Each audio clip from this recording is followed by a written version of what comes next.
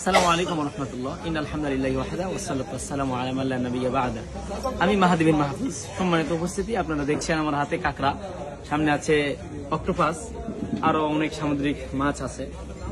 তো এগুলোকে অনেক আলেম ওলামা বলে থাকে মাকরু। মাকরু যদিও বলে, কিন্তু ওনারা গ্রহণ করে না, তার মানে এটা হারামি মনে করে।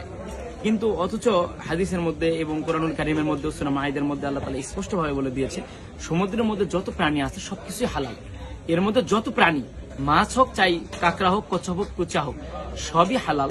যেটা শুধুমাত্র পানিতে বসবাস করে, অর্থাৎ পানি তাদের জন্য অক্সিজেন। আর যেটা মূলত উভয়চর, পানিতেও থাকে আবার মাটিতেও থাকে, যেমন কুমির, এরপরে কিছু সাপ আছে, ইত্যাদি ইত্যাদি। এগুলো মূলত হারাম। এছাড়া কুমির, আপনার হলো কাঁকড়া, কচ্ছপ, অক্টোপাস, এই সমস্ত প্রাণী বা মাছ 100% হালাল। কিন্তু যারা এটাকে মাকরু বলে, তারা দেখেন জর্দাকেও মাকরু বলে। তারা জর্দা এবং তামাক, বিড়ি, সিগারেটকে মাকরু বলে, অথচ তারা গ্রহণ করে।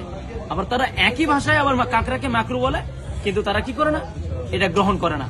তার মানে মাকরু বলতেছে জর্দাকে, ওটা খাইতেছে, আর কাঁকড়াকে মাকরু বলতেছে, এটাকে খাইতেছে না। তাহলে বিবেক বিবেচনা করেন কোথায় আমরা আছি।